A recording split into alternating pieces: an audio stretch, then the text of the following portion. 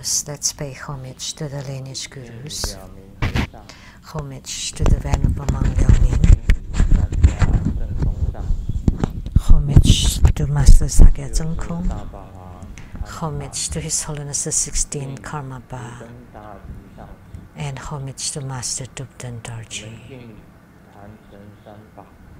Let's pay homage to the three jewels of the altar, a homage to the main deity of Homa today, Mahottara Heruka. The whole body clairvoyant eyes Vajra.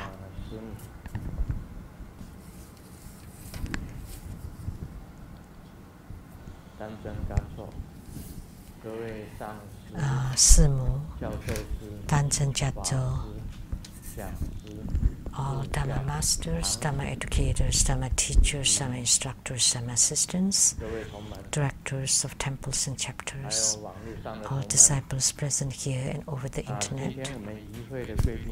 Our participating VIPs today are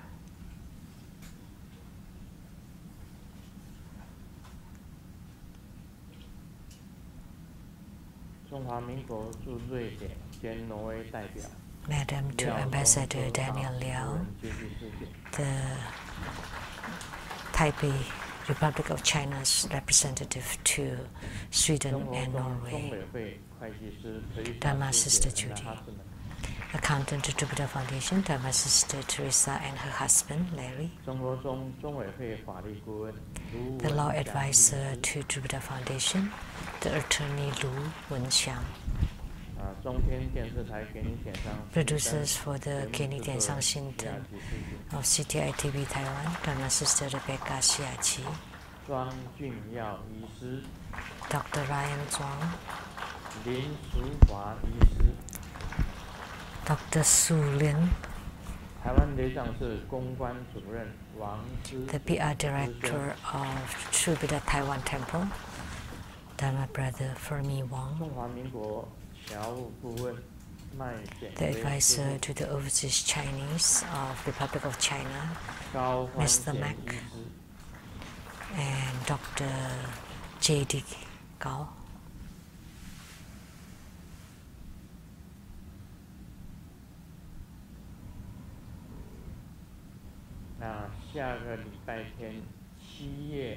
Next Sunday, on July 29th, there will be hiking Kuan Yin or Avaluskitavara Homa fire offering ceremony, and Gawang Guansiyin Sutra is what we always chant every time. We frequently chant this sutra, and especially True Buddha School is especially revere this, because inside it there's the statement that by completing the recitation 1,000 times, that all grave sins will be eradicated. And the other thing is it can eradicate the sufferings of life and death.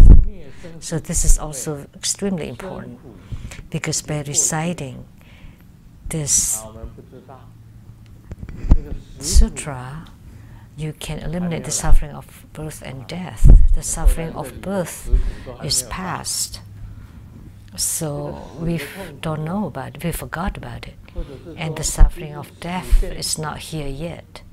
Actually, death is not suffering. It's just between life and death is the most suffering. About to die, but not yet dead. In the hospital, laying there for years, that would be a great suffering. So inside it, it's written that it can eliminate the suffering of birth and death.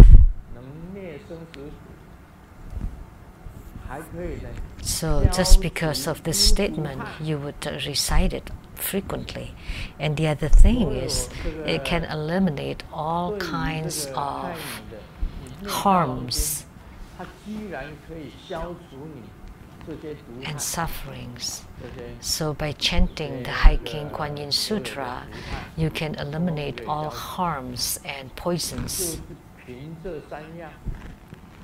So just because of these three things, we chanted as much as we can. And just to give an example, Dharma Sister Hanifa's father and mother, her father chanted Hiking Kuan Yin Sutra only until he bore sariras in his body. And her mother chanted Hiking Kuan Yin Sutra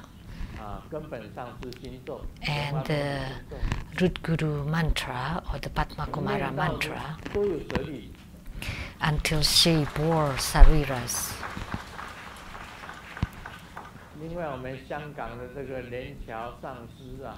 And also Master Lien Chiao from Hong Kong, I heard that he also chanted this way. That after cremation, it was published in Buddha News that there are pearls of relics of sariras and sarira flowers. They are real. Master Lien Chiao from Hong Kong, that they, led by Master Lien Chiao, his place always organized the books and paintings exhibition in Hong Kong. So after Master Lien Chiao passed away, upon cremation, he also wore lots of sariras and sarira flowers. That's how great Hiking Kuan Yin Sutra is. And it is supplemented by the mantra of the 7 world-honored Buddhas. And then also the invocation of the 8 great Bodhisattvas. So the 7 Buddhas are the 7 Buddhas of the past, the karma eradication mantra. So that's how great it is, even greater.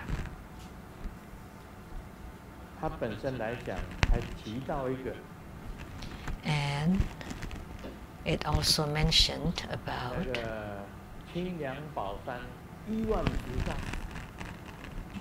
the billions of clear, cool treasure mountain bodhisattvas.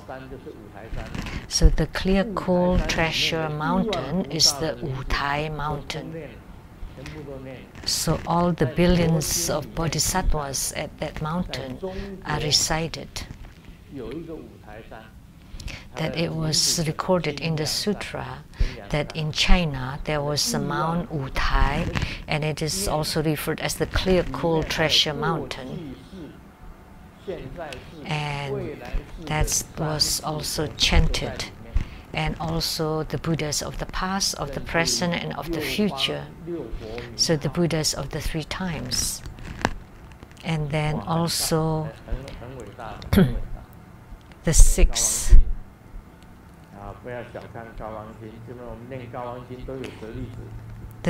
Buddhas of the 6 directions too. So Hiking Kuan Yin Sutra is truly great. By reciting the Hiking Kuan Yin Sutra, you can bear sariras. And the mudra is the inner turning of the Dharma wheel and the outer turning of the Dharma wheel. This is the inner turning, and that's the outer turning of the Dharma wheel. Or this way. Inner turning of the Dharma wheel and outer turning of the Dharma wheel. Either way is okay.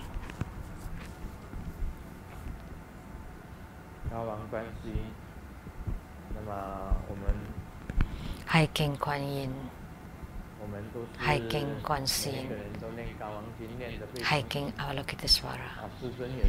We are very diligent in chanting the Hai Kinh Kuan Yin Sutra, and Grandmaster himself chants every day, and I chant it in Taiwanese.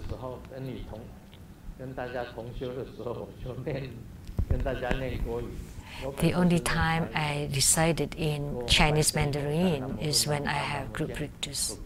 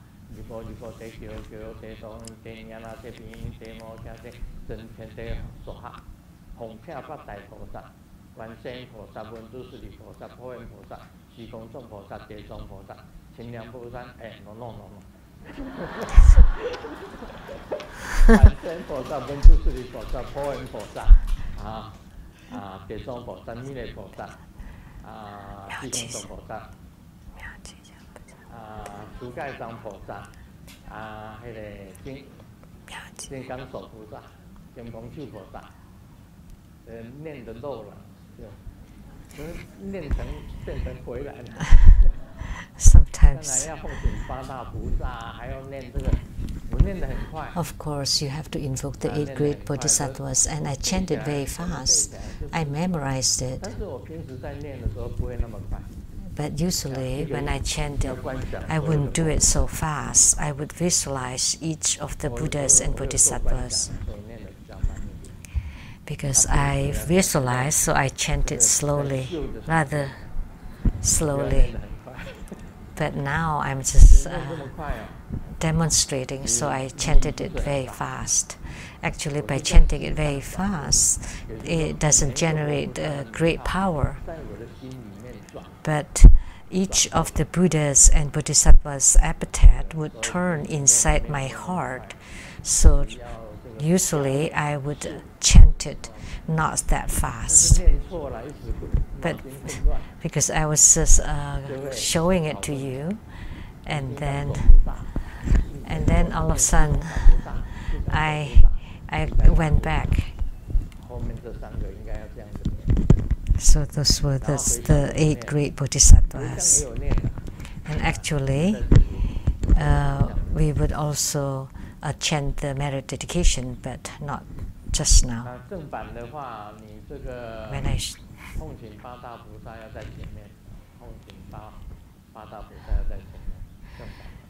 So the real version is you have to invoke the 8 great bodhisattvas at the beginning of reciting the sutra.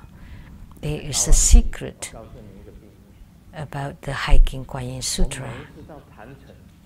Every time when I enter into the shrine or in front of the Seattle Lezang Temple, after I chanted all the Buddhas and Bodhisattvas' name,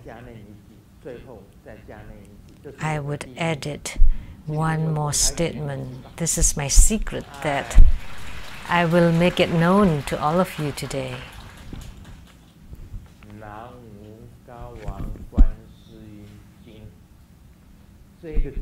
Nam Mô Cao Wang Quan Sư Yin Sutra, Nam Mô Hai Kinh Quan Sư Yin Sutra.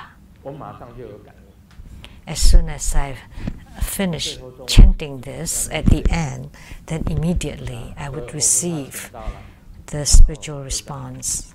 After I invoke all the Buddhas and Bodhisattvas, join my palms,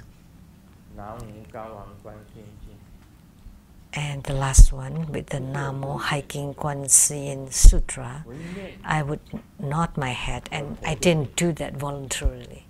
As soon as I chant that, then my head would nod. That means it's connected. It's connected. That's how I chanted.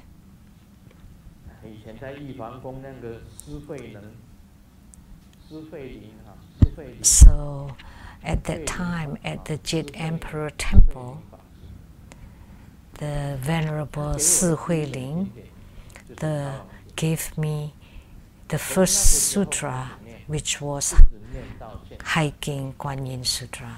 And I started chanting it from then until now, non-stop. I never stopped in between.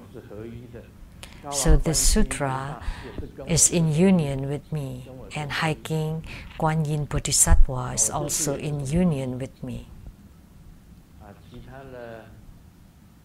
So I only have such willpower.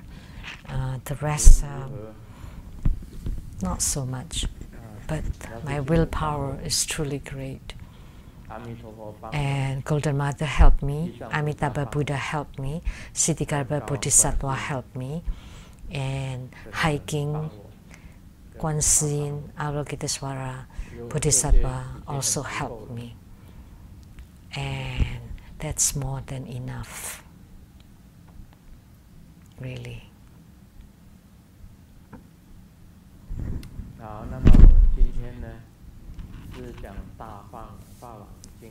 And today we will talk about Mahottara Heruka.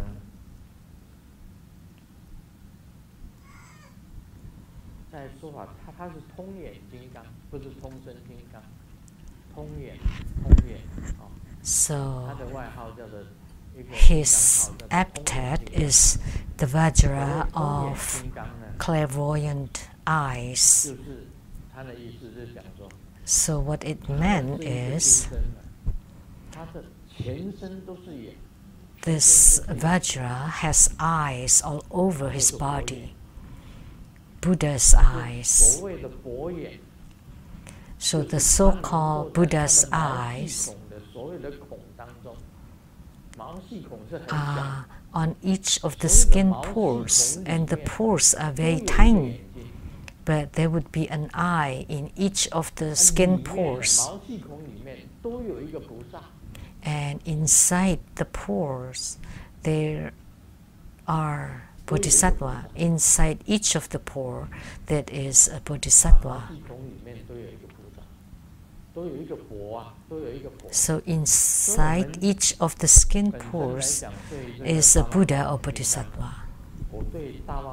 So I highly revere Mahottara Heruka, extremely esteem and revere Mahottara Heruka. And he could also cure sicknesses and heal. And we added 5 minutes earlier so that everybody can be healthy and all kinds of ailments and sicknesses be alleviated. He has such power. And his mudra has a symbol. This is a pyramid. And at the peak of the pyramid is a dot. And our spiritual cultivation means that we came from that dot, and our spiritual cultivation is to return to that original dot. That's the meaning of the mudra. The mudra of Mahottara Heruka is to return to this original dot or point. To return to this original point. And what it meant is that we came from the utmost consciousness of the universe. We were emanated from that point or dot, and our spiritual cultivation bring us to return to the original point, and that is the attainment. So Mahottara Heruka is a manifestation of the primordial Buddha, the Adharma Buddha.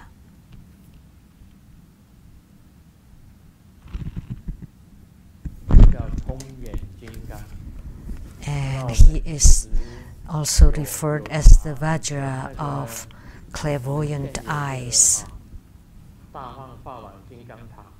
We built the Mahottara Heruka stupa or pagoda, and his appearance is with 21 faces, 42 arms and 8 feet. The Buddha Mother has 9 faces, 18 arms and 4 feet. And all the hands are holding mirrors, and of them 42 peaceful deities that include the 5 Buddha Mothers, the 5 Buddhas, 5 Buddha Mothers, the 8 great Bodhisattvas, and the 8 great Bodhisattva Mothers, the 4 Wisdom Kings and their consorts, the 6 Munis, and the Primordial Buddha and the Mahaswara Buddha Mother, altogether 42 deities, and they are referred as the peaceful deities. And in addition, there are 58 wrathful deities, and together 100 peaceful and wrathful deities. Sometimes we just refer to them as 100 peaceful and wrathful deities. According to what I know, there are a total of over 100 deities. So 42 peaceful deities, and the wrathful deities are 58, and plus 8 more deities. And they belong to the both peaceful and wrathful deities, half peaceful and half wrathful deities. So including the 4 Vajraherukas and their consorts. So it should be a total of 108 deities. Wrathful deities, peaceful deities,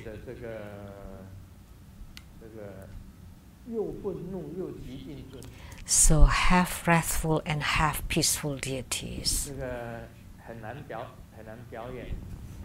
It's very difficult to demonstrate. This is the peaceful deity. The wrathful deity.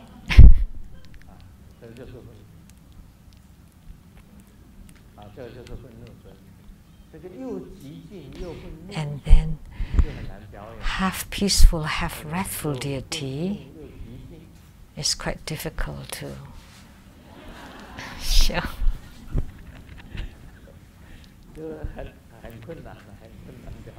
It's difficult to have such an expression. But they're all compassionate toward sentient beings. All of them have compassion towards sentient beings. When we're in a complete dark retreat in Tantrayana, that's the last kind of retreat, which means you close off all windows and doors. There's no light whatsoever, no sun rays can peek into the room. and that's called the dark retreat or black retreat. And you perform such retreat until you see your own light, inner light. And I've talked about the eyes all over the body. Eye here in the front, one eye at the back, and they're looking at each other. One eye at the top, and one eye at the base, and the two eyes are gazing at each other. So that's a cross, that would form a cross. And one eye at the right shoulder and one at the left shoulder, looking at each other. And then two eyes on the two knees, two eyes on the palms, gazing at each other, and two eyes at the sole of the feet, also looking at each other. The two knees, the two shoulders, and then you continually transform it until there are eyes all over the body. This is called the dark retreat or black retreat, until it ultimately there are eyes in each of the skin pores, and inside it there's a Buddha or Bodhisattva. So that's the practice of Mahatara Heruka. And this is truly marvelous. And of course, he had such great power, and the Karma Yoga accomplishments also great. So there are the attainments of the body, speech, mind, merit, and the work or karma in Sanskrit.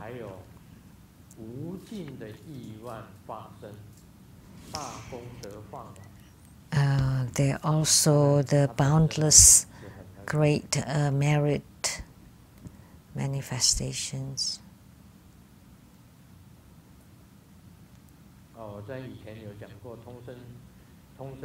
The great meritorious net of illusion. And I have transmitted the practice of the whole body clairvoyant eyes practice. And in Tantrayana, at the end, everyone would practice this eyes all over the body Dharma practice. Once you practice this, then your whole body will emit clear light radiance. And by practicing this, once you have the light, then the light would return to the origin. And I have mentioned that on the $1 bill, at the back, there is a pyramid with an eye on it. So that's the symbol of Mahatara Heruka. So this is returning to the original point. And then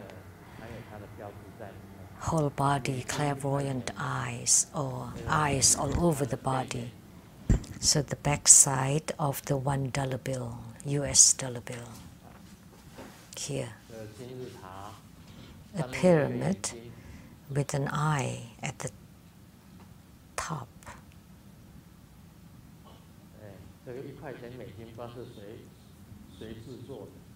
Who designed this $1 bill? Whoever that was must have learned Tantric Buddhism. He placed it here at the back of the $1 US bill. A pyramid with an eye.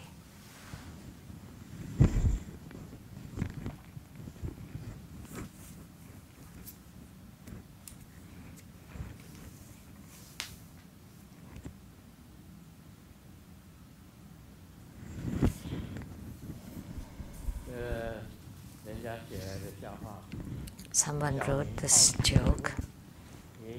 Xiao Ming was curious and asked, "Grandpa, in the book, it was written that a human life starts at 70s.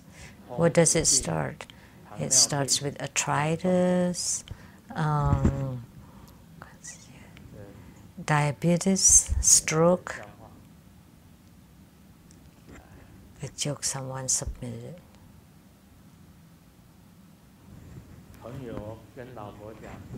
A friend told my wife, this month, let's accompany me to see the World Cup now. You know, if the Taiwan team hit a goal, then I would give you an LV bag. And with one goal, I would give you one bag. And the wife said, sure, okay. And after a week, the wife asked, you know, I've watched it for 1 week. How come Taiwan team is not on? And the husband replied, I don't know, let's wait.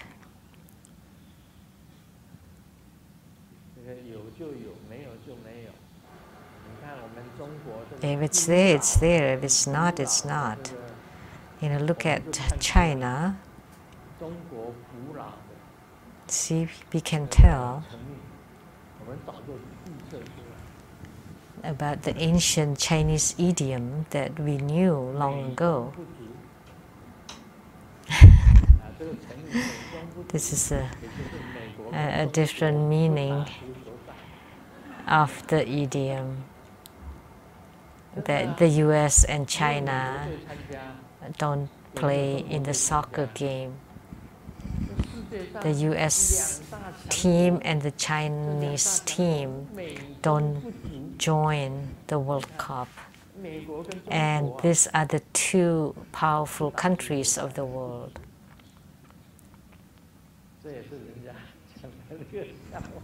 It's a joke that someone shared too.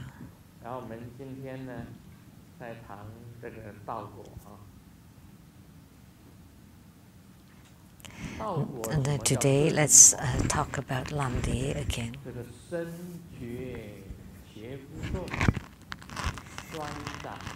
The way to shoot is the body fixed in a lotus position, the two palms covering the knees, and the chi is harmonious, which is the Treasury's energy yoga, and the chi and fire are intermixing.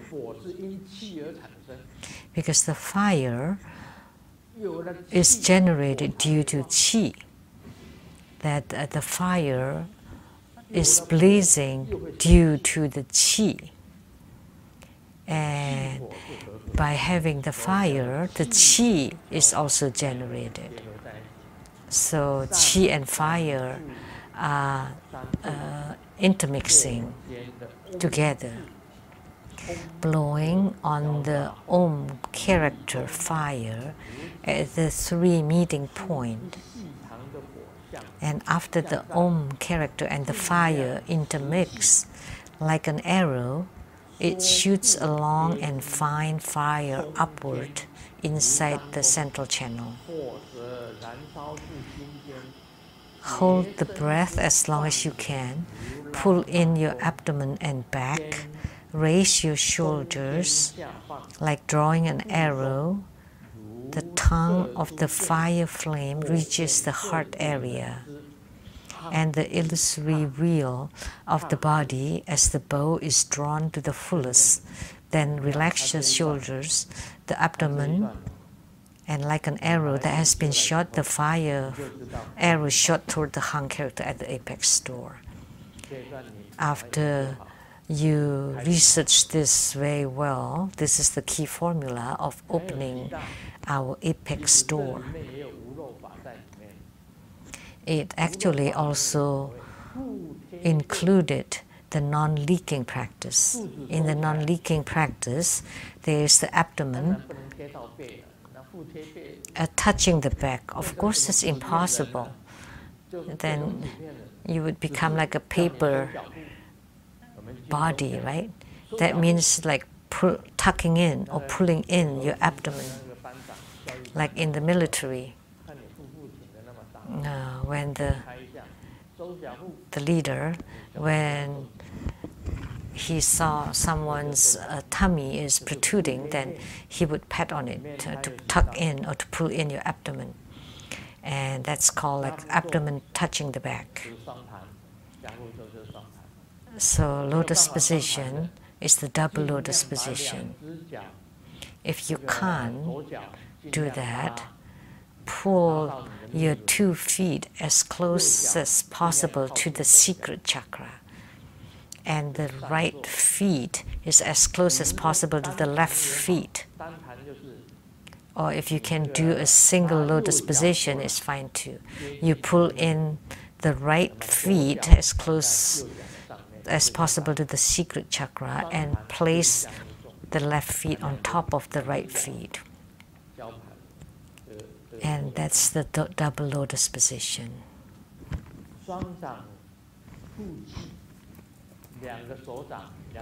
And the 2 palms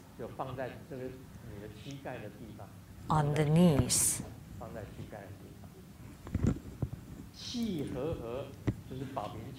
And the qi harmonious, and that's the treasure vase energy. So the upper qi and the lower qi are at the treasure vase qi.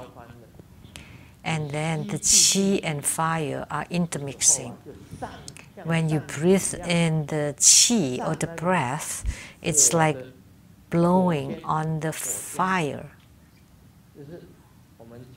on the flame of the fire, which is the half of the A character. But here, it is Om character. Actually, A is fine too. Om, A, or Hum. He wrote Om here. And after Om and fire intermix like an arrow, it shoots along and finds fire upward inside the channel. So you blow, you fan the fire after breathing in, and then the fire would rise inside the central channel like a fine thread.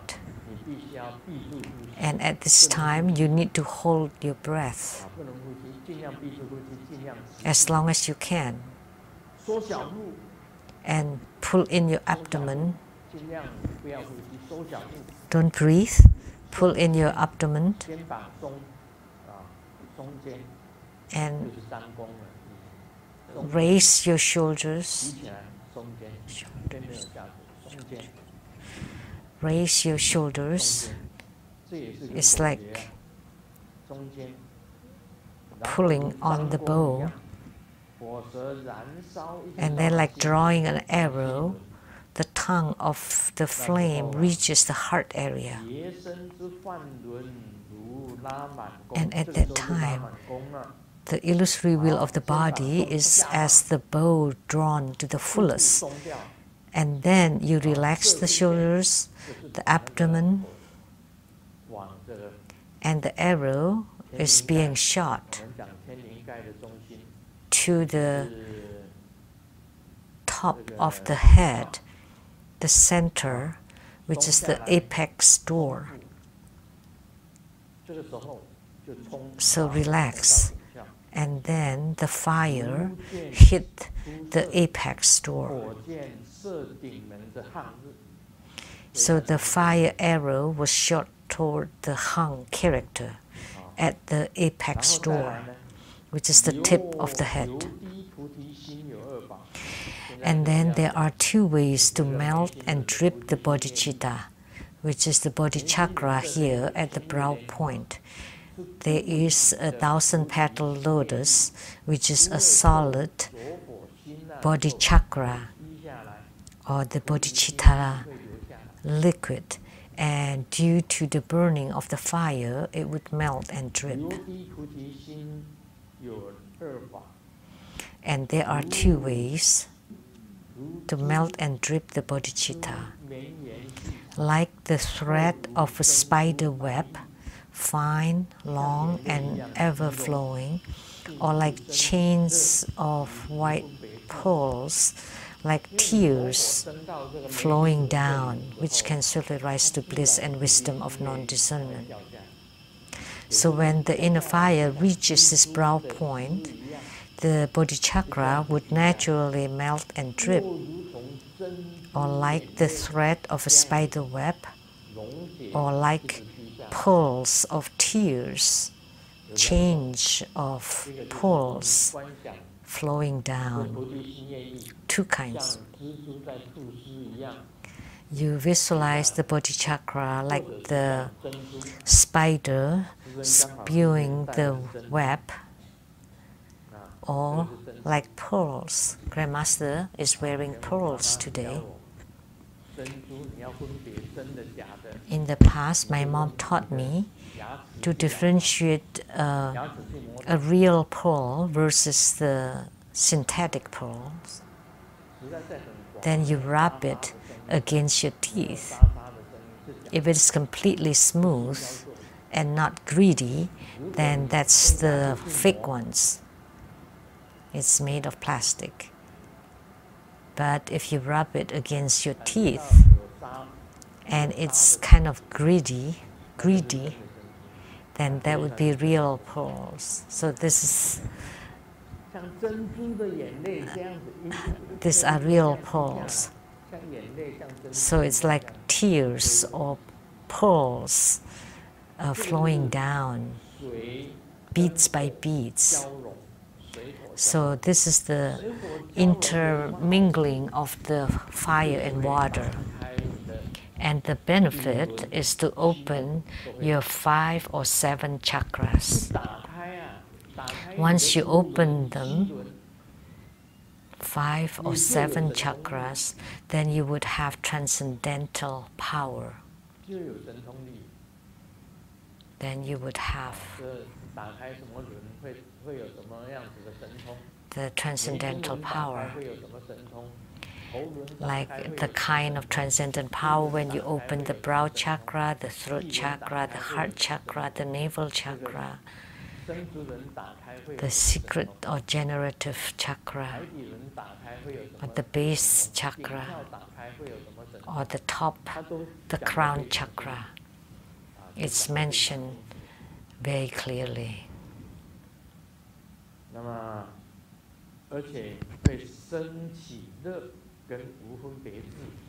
And it will also rise to bliss and the wisdom of non-discernment. Where did the bliss come from? Is when the qi rubs against the central channel, then it would generate bliss. Or when the inner fire rubs against the central channel, it will also generate bliss. When the light drops drip and rub against the central channel, it would also generate bliss.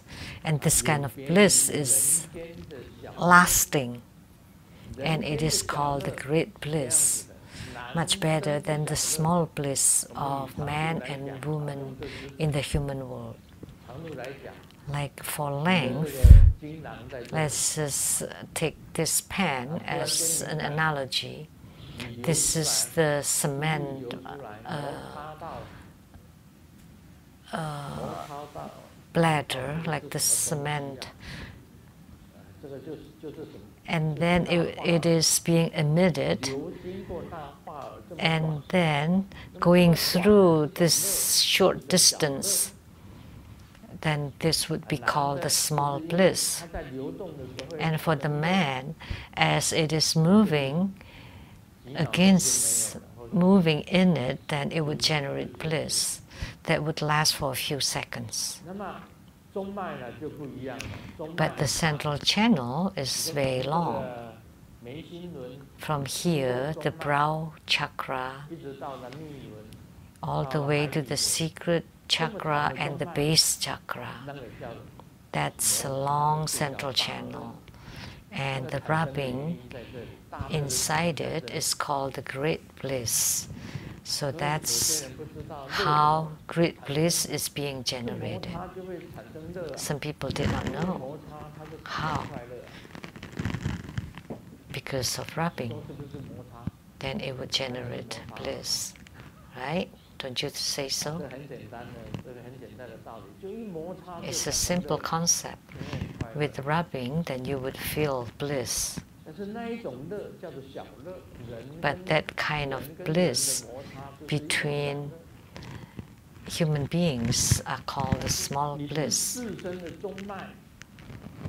But your natural central channel, when qi in a fire or light drops are moving through the central channel, then that would generate the great bliss.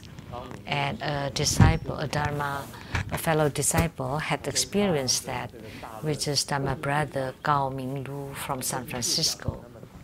And he said that he experienced it for 24 hours.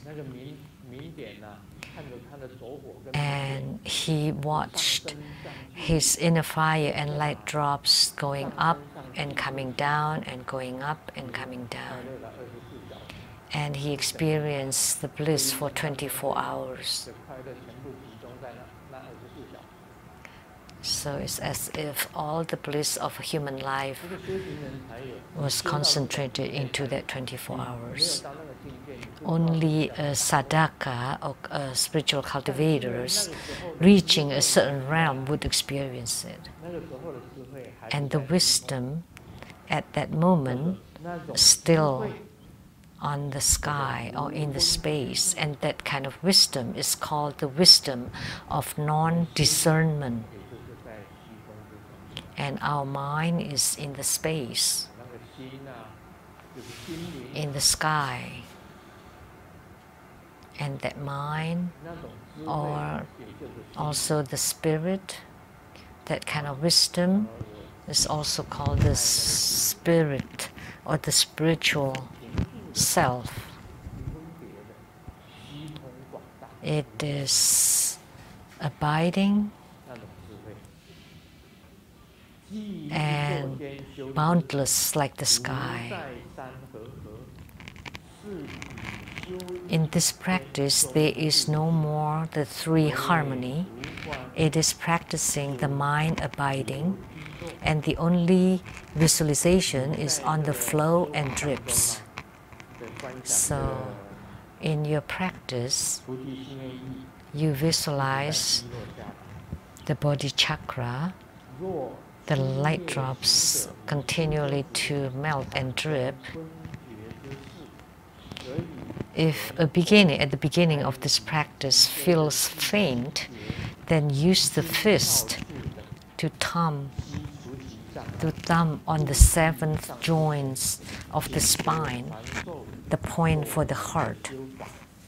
This hindrance has to be eliminated. It is best to stay near the Guru and request the appropriate practices.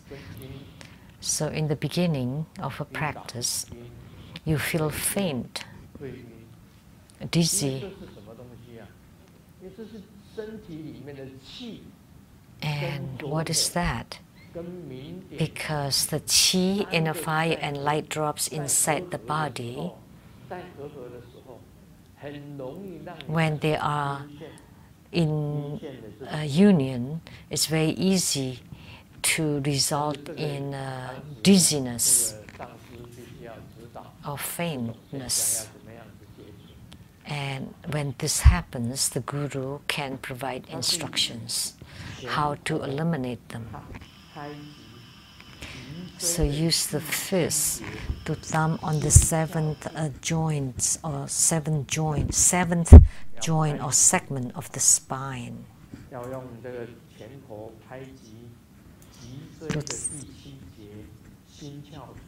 Which is the point for the heart.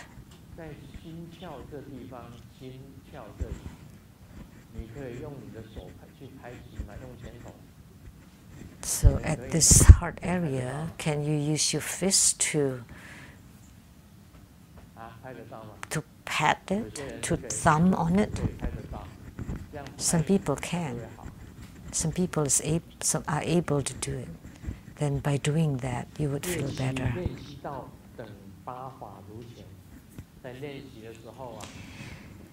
And this practice should also be done in the 8 ways as mentioned in the previous section.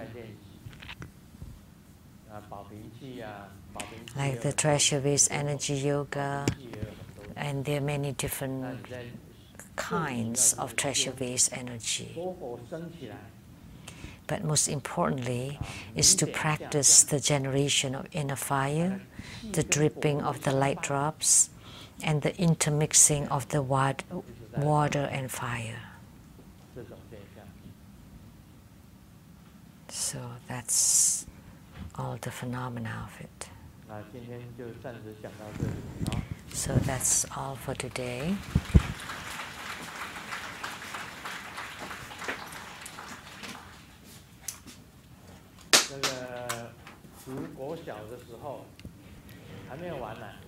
When you're in elementary school, no, it's not finished yet.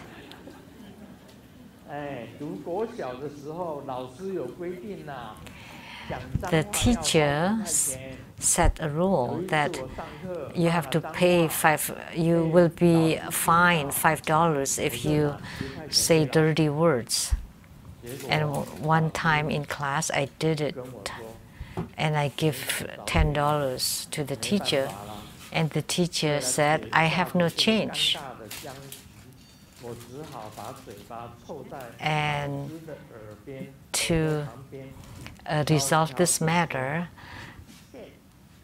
I quietly said it in the teacher's ears, shit. Then the $5 change was resolved. So that's how you make up for it. A few days ago,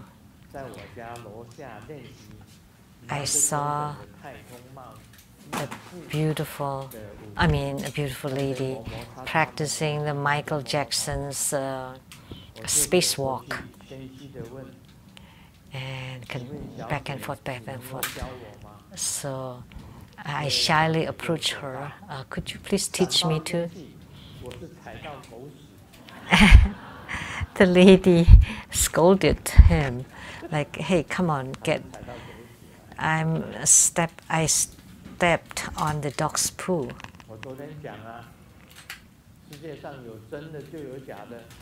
I said it yesterday that when there's a real one, there's always a fake ones. The books that Grandmaster wrote, many books,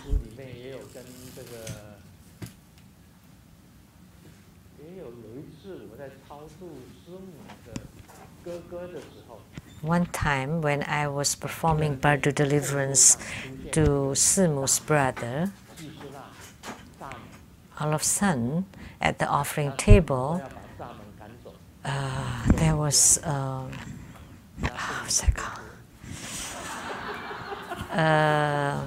Grasshopper, and Simu was about to chase it away, and I said, "Oh no, please don't. That's your brother's soul attaching to that. I think it's grasshopper or some kind of insect."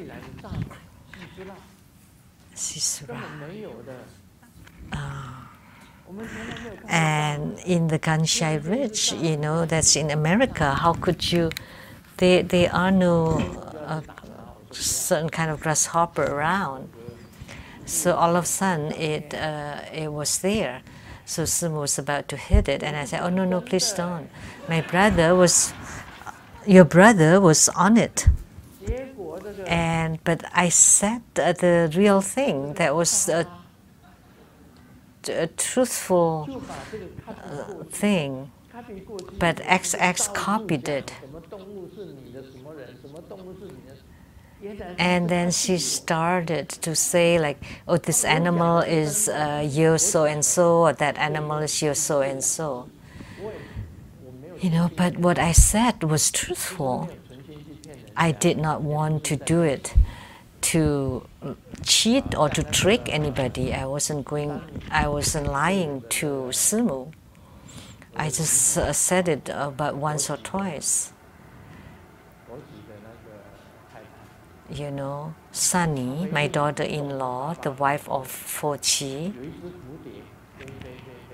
when she went back to Indonesia to send her father off, there was a butterfly that flew and perched on her shoulder.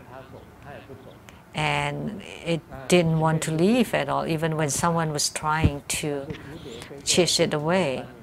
And in front of her was the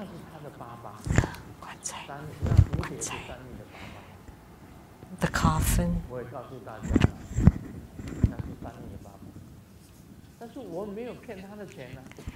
And I did say that that was Sunny's father, but I wasn't saying it to cheat money out of them. But XX copied and improvised on it, that the turtle is Xiao Ye's brother, and that Xiao Ye owed this brother from past life 7,000 taels of gold, and then the money has to be returned to who? To XX. See, I told those stories not to get any money, but she did. So that was wrong. But then I thought about it. It should have been the turtle who owed us, not we owed the turtle, right? That's why we can eat the turtles. We can make soups out of them. We can eat the chickens, ducks, dogs. No, I'm not the Qigong, but I ate dog meat one time. So lambs, pigs, cows, we can eat many kinds of animals because they owe us. That's why we eat them. How come? It's the other way around, that we owe the animals. I mean, then we should be the animals, right? So what she said was upside down, or the other way around. The three lower realms are the ones who owe to the sentient beings. That's why they become beings in the three lower realms.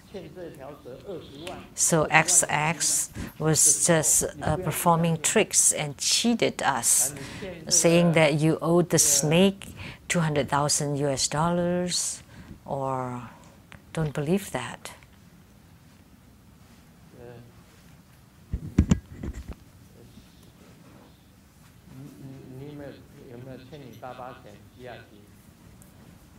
So, Rebecca, Shiachi, did you owe your father any money?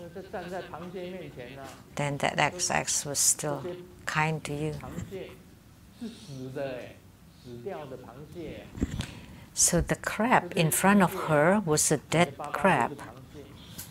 And she claimed that your dad was the crab. But she didn't say that she owed the crab a certain amount of money. And then she asked all the crabs to be bought and given to all the monks and nuns. Not just one or two, but all of the crabs for everybody to eat.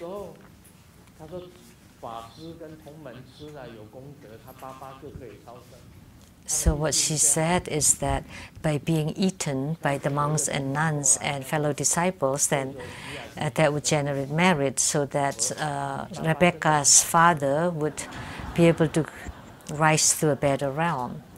And some fellow disciples came and told Rebecca, your dad tasted so good. So think about it. Could that be right? There's so many things that are so strange. What Grandmaster said was truthful. I never used those stories to cheat people out of their money. But what she said, she makes use of them to get money from people.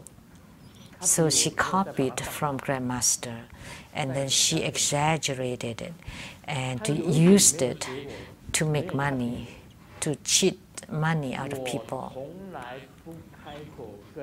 But there was one point that she did not copy from me. I never opened my mouth to ask for any money. Why didn't she copy me that? Copy me on that. So it's very simple. How do you differentiate between the real ones and the fake ones? The real ones never cheat, and the fake ones is always cheat and trick people using all kinds of ways. So you need to be able to differentiate them. The real ones will never lie to you or deceive you, but the fake ones would. So she told many stories about the past, present, and future lives. So many stories. What we said is truthful.